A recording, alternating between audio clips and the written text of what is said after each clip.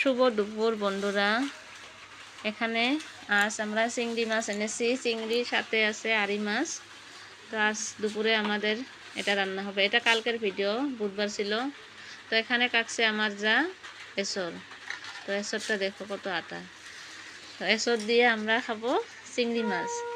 এই যে এসরটা কাটছে, তোমরা দেখতে থাকো। আর বাইরে খুব বৃষ্টি হচ্ছে। এসবটা কাটা হলে তারপর আমরা রান্না শুরু করব। তো এখানে একটা না তিনটা এসর আছে। এদিকে আড়ি মাছটা আমি ভেজে নিচ্ছি। এদিকে এসরটা সিদ্ধ হয়ে গেছে, প্রেসারে দিয়েছিলাম। এখানে চিংড়ি। তো তোমরা দেখতে থাকো রান্নার ব্লগটা। এখানে ফোড়নে দিল জিরা, তারপর দিবে তেজপাতা আরও কি কি দিবে দিতে থাকো, দেখতে থাকো। এলাইচি, পেঁয়াজ কুচি। তারপরে পেঁয়াজটা ভালো করে ভেজে নিতে হবে।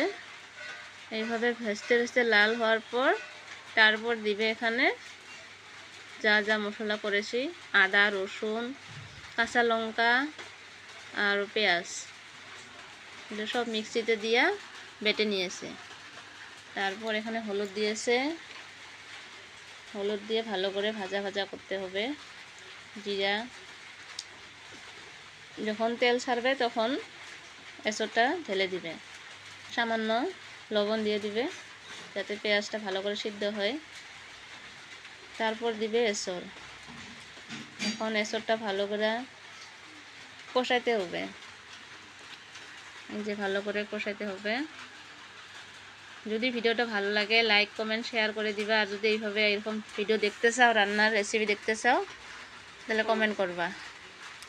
তো এসরটা ভালো করে কষানো করে নেওয়ার পরে এই যে গরম জল দিয়েছে। গরম জলটা দিয়ে তারপরে কিছু টাইম সিদ্ধ চিংড়ি মাছ দিয়ে দিছে। তারপরে কিছুটা চিংড়ি মিক্সিতে দিব। মিক্সিতে দিয়া এটা কি কয় বাটা করার, হ্যাঁ, তারপরে হ্যাঁ পেস্ট করলো। তারপরে এটা আবার তরকারিতে দিব। খুব স্বাদ হয়। আর সত্যি করে খুব স্বাদ হয়েছিল। আমরা তো খাওয়ার পরে ভিডিওটার ভয়েস দিচ্ছি। খুবই স্বাদ হয়েছিল সবজিটা।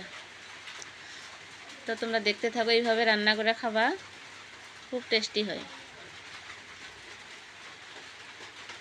এখন কিছু টাইম জাল হওয়ার পরে নামিয়ে নেব। গরম মশলা দিয়ে দিল। এখন কিছু টাইম বয়েল হওয়ার পরে এটা হয়েছে আড়ি মাছ। এটা কালিয়া বানাবে টমেটো দিয়ে। এটা হয়েছে এসর চিংড়ির সবজি। খুব সুন্দর হয়েছে তরকারিটার রঙটা। এই যে দেখো খুব সুন্দর হয়েছে। এরপর হবে এই যে আড়ি মাছের কালিয়া। তো টমেটোটা ভালো করে কষান করে নিয়েছে। তারপর দিছে জল, কাঁচা লঙ্কা ফেলে দিয়েছে। কোনো মশলা দেয়নি, খালি জিরার গুঁড়া দিছে একটু। কিন্তু খুব সুন্দর হয়েছিল, খাওয়াতে স্বাদ হয়েছিল। ওই যে আড়ি মাছটা দিয়ে দিল। এখন এটা অল্প শুকাবে, শুকার পরে এই তো হয়ে গেল আমাদের রান্নাও শেষ। কেমন লাগলো জানাবে।